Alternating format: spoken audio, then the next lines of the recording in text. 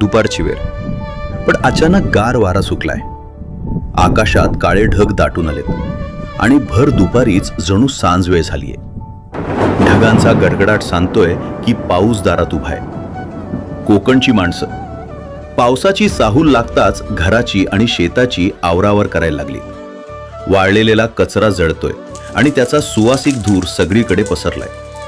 गोठ्यातली गाय बैल भिजायला नकोत म्हणून छपरावर प्लास्टिकची कागद टाकण्याची लगबग सुरू आहे. तर कोणी आपल्या बैलाला घेऊन गोठ्यात घेऊन जातोय, तर दुसरा बैल बाहेर फिरतोय. आणि तेवढ्यात पहिला थेंब पडतो. टप टप पाऊस सुरू होतो.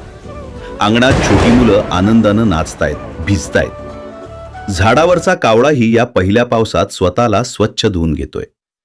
कोंबडी बाहेर फिरतायत, तसंच मांजरही निसर्गाचा आनंद घेतायत. हाच तर आहे आपला सुंदर साजरा कोकण.